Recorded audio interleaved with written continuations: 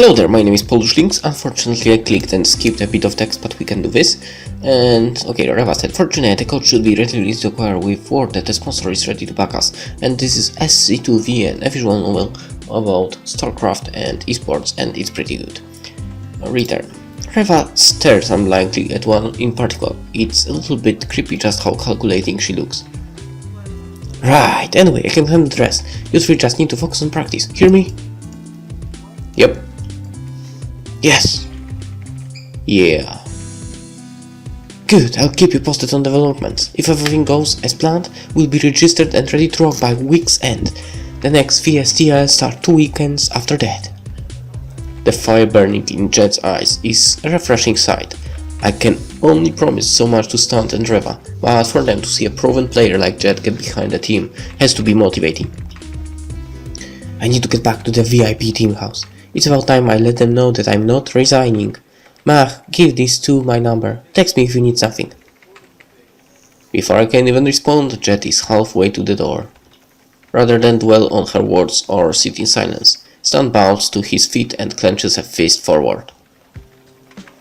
You heard her, chumps? More practice! I'm afraid not. I must be getting home. Jet is not the only one with preparations to make. Yeah, same. Don't let us stop you, foe. Fine. Let it be known that when I begged and pleaded for practice partners, I was cruelly denied by my own teammates.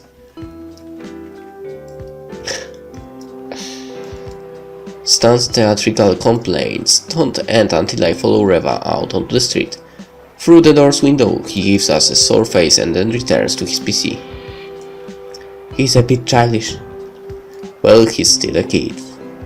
The two of us start heading in the same direction by coincidence, for neither of us bring it up as we share a simple conversation. I asked about her build orders, and she asked me about foreign tournaments. Reva reacts with surprise when I inform her on the antics of foreign FPS pro gamers. Would shouting insults at each other mid-match not disrupt their ability to communicate? No idea, all I know is that they get loud enough to hear from the open bracket area. Curious. Our small talk is cut short when she heads for a subway tunnel located along my road home. But just before she descends the tile steps, Reva turns and offers a rare smile. Goodbye, Mach. It was nice to meet you. Bye. Catch you online. When she's gone, I'm left to think over the day's events alone. Mr. Kim, Enoch, this is all too good to be true. It feels right to be wary. Too many aspiring pro gamers have had their fledgling careers dashed to pieces by stupid mistakes and broken promises. I can't let myself be one of them. Maybe I've earned the chance to rest, to congratulate myself. But I won't. Not yet.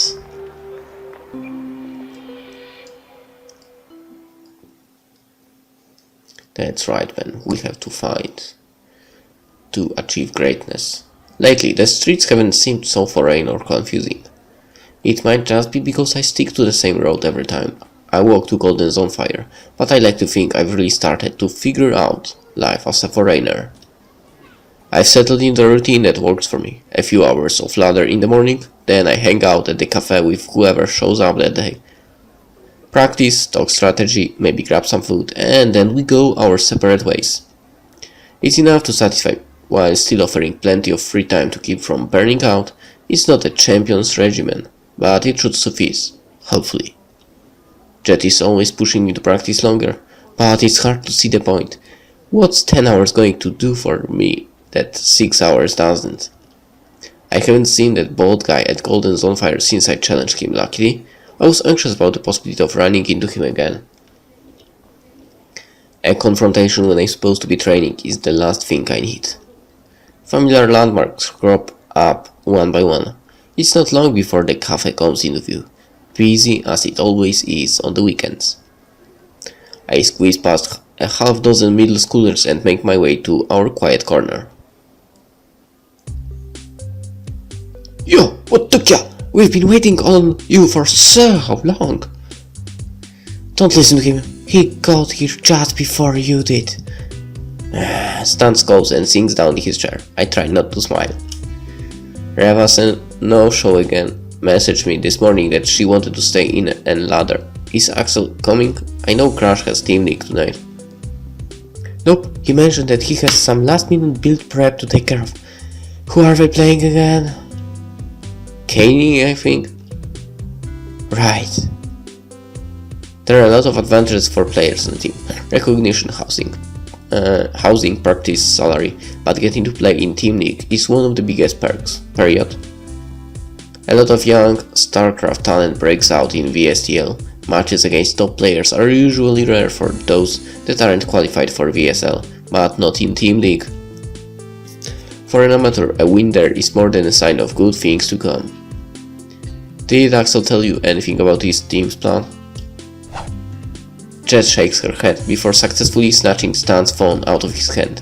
She rolls it in the space between her fingers and turns back to me. Don't be so naive, Mach. Axel and I may be friends, but that sort of information isn't something you can give away free. Stan gropes for his phone, a pout set across his face. Jet dodges a few times before willingly relinquishing the device. Stop ignoring us, it's rude. Whatever, you quit lecturing, Mach. Their eyes battle briefly before Jet concedes, glancing away with a dismissive gesture. Stan severs his fleeting victory with a grin before dropping the phone to the table. It's rare to find someone willing to share their strategies openly. Maybe it's different in the foreign scene, but not here. I lost to an amazing one base all-in build on ladder a week back. Sent the guy a message asking for a few replays. He told me to kill myself. You don't need to look so pleased about it. However, there's one exception. That being, if a foreign eliminates a Korean player, our team will sometimes band together and send replays for his next opponent to study. It's a matter of national pride at that point, been that way since Broad War. That's a rumor I've heard before. Replays can be invaluable in preparing for a specific player. What could be more useful than an exact recording of someone's strategies and tactics? At least Jet has the courtesy to look vaguely apologetic. I note doing my best not to look so too surprised. How much do Korean players practice for Team League? The same as the individual leagues or? Depends, not less. If they aren't taking home at least top 8 in solo league. StarCraft may be a one-on-one game, but teams can't always be sponsored on the back of individuals. Don't think that gives you the right to neglect your solo league. Admittedly, VSTL is secondary to VSL. Even if you fail to qualify, I'll make you a slave of my practice house. Cool your jets, and have a good confidence in us. When you inspire confidence, I will. Remind me again how you placed in the last qualifier. Stan wrinkles his nose and takes the opportunity to return to his cell phone game. Even between teammates, StarCraft's competitive nature thrives. Silence lingers until I decide to speak up, if only to break the tension. Why don't we go watch Axel play tonight? I'm sure he'll appreciate the support. They simultaneously glance up at me, and then at each other. More silence. I'm just about ready to give up when Jet speaks. That's a good idea. I've been meaning to speak with Axel anyway.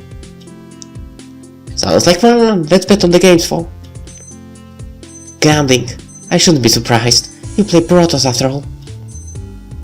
25,000 on Crash. I'll take that bet any day. Wait, I'm not done. 25,000 won on Crash. But if Axel all kills, you pay double. Stan pauses, showing over the odds with a contorted look on his face. All kills are incredibly rare. It's hard enough for one player to single-handedly defeat more than one opponent, let alone an entire team. With his decision made, Stan slams a fist down hard enough to draw a few glances from the nearby table. Still, the match won't be for another few hours, so we'll have plenty of time to regret your mistake while I'm kicking your ass. I wanna try out this new build making the round called the 2-base Immortal All-In. It crushes Zerg, or they're saying on the forums. Let's go! Hey Ma, Go watch and learn a thing or two about how to PvZ like a pro. That's useless to me, and I need to message. Yeah, he doesn't wait for me to finish my thought before bolting for an open PC. I'm left with Jet, who takes her time in joining stand. He's funny. Funny doesn't win games.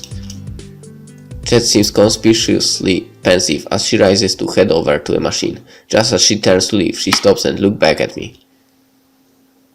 Meh, do you think that teammates have to be friends? Huh? What do you mean? The question is straightforward. Yes or no? Do teammates need to be friends?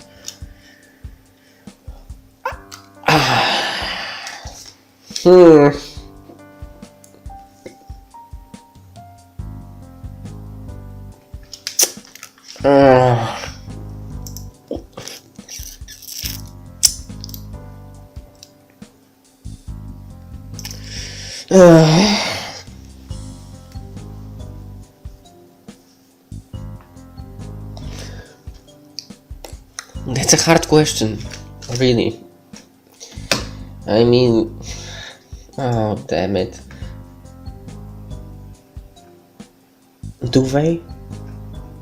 Well, at least in video gaming? I guess if it's for fun, then yes. But damn it. I guess if they are, it's easier to cooperate even if. Oh. I guess, well, when it comes to not esports but sports, well, I can tell it about based on football. It's better to be friends, but you know, you actually prefer to play with friends. Okay, let's say yes to that. Yes? What? Of course they should. Why wouldn't you be friends with the people you live and practice with? It's not that simple. What are you supposed to do if your teammate can't perform and needs to be replaced? What if your friendship keeps you from offering honest criticism, the type that hurts to hear? Nobody is expected to be friends with their coworkers at an office job. You act cordial and work together to get something done. That's it. There's no reason that esports should be any different. It's not the same. Can you honestly say that you'd be as motivated to turn around a losing set for a bunch of strangers than for your friends? Huh? You're not being realistic. In any case, you did well to recruit Stan and Trevor. I appreciate it. I'll take care of the rest. Be around Golden Zone Fire every single day for the next week or so. And practice. Practice a lot. She answers my note by taking off in Stan's direction.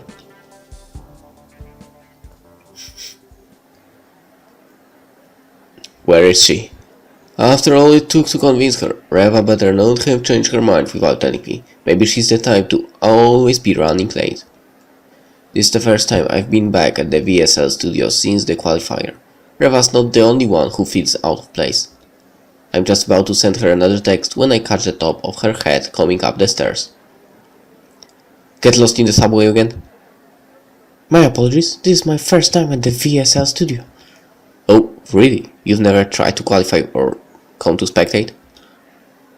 She shakes her head. That's a huge surprise, considering she's local. It's easy enough to follow the VSL online, but nothing beats the live experience. Watching the round of 4 in person was one of the first things I did here in Seoul. Jet and Stunt are probably waiting for us. Come on. Whoa. Nearly every seat in the spectator area of the VSL studio is taken. It's only with a wave from Jet and Reva, and I are ushered past the back rows and into our seats over on the side.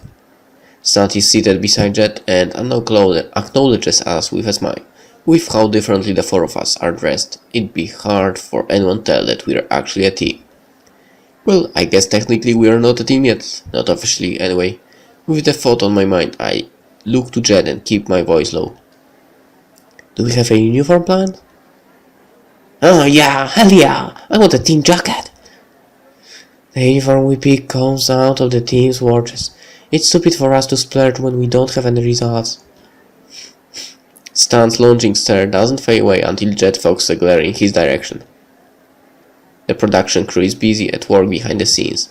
There are way more VSL staff members than the stream lets on. People with clipboards and headsets pace the studio frantically, moving from the team benches to behind the booths and then back again. Axel sits on the end of the bench with the rest of Crash. Their coach, a balding man with small eyes, a red nose and a clip-on tie, paces back and forth with his hands in the pockets of his blazer. Most coaches are usually retired players or have management experience. This guy has got either the latter or nothing. It wouldn't surprise me to learn that he's never played a game of StarCraft in his life. The players of Team Kane sit on the opposite side of the studio. Their coach is far more subdued and one that I actually recognize, an old B-tier Brood War pro that aged out of his ability to compete. Stan leans over Jet to whisper something, but before he can open his mouth, the Victory StarLynx theme song cuts in to announce that the broadcast is about to get started. Korean StarLynx have a weird fascination with alt rock. The same songs from my embarrassing freshman year playlist blast unabashedly to stadiums of eSports fans. That's a nice song. The crowd's cheers die down only once the commentators give their introductions. When I look over my shoulder, I can see the table where they keep the two English casters. The duo is loved more for their laid-back banter than their game analysis. Not that it's anything I'd change. There's no way for me to hear them without getting a handpiece that will make me look like a tourist. I'll have to settle for the Korean commentators. Welcome to the VSTL. Today's first match is an exciting duel between Crash and Kane. And both are very solid teams that have been around from the very beginning of StarCraft 2. I'm eager to see whether or not they should show us good games. This is the furthest that Kane has been since the beginning of the StarCraft 2 Team League. Crash will need to make it to VSTL finals if they wish to share that accomplishment. Indeed, they have a challenging path ahead of them, but I'm quite certain that they are capable of returning to their former glory. My thoughts are the same. Only one of Kane's players remains in the VSL, so they should have had plenty of time to practice for this match. Can the same be said for Crash? Certainly. So, Crash's lineup is well tested and proven in the VSL. It's a sure bet that they have not neglected to prepare accordingly. Well, there won't be any jokes about cartoons from the 90s, but I should stay pretty well informed throughout the series. An array of multicolored overhead lights announced the first match. Polished motion graphics and meticulously collected players statistics whiz around the display at the front of the studio. The VSL studio really has high building down to a science. Who do you think Crash is going to send out first, Jet? Not Axel, unless they want him getting sniped right off the bat. I note, a common strategy in Team League is to have a mid-tier player spend all of his practice time preparing specifically for one heavy hitter. There are other things to take into account too, like the map or remaining opponents, but there's no doubt that Team Kane has one of their players ready to take down Axel. By the time I glance back on the stage, the first two players are heading the booths, Axel remains on the bench. I sat on the same screen as the crowd. Is it starting? It is starting, sorry. Sure enough, once the players have their settings prepared and the coaches give the go-ahead, the match begins, and we'll watch that match in the next episode. Hope you enjoyed that one, and see you then. Bye. Bye.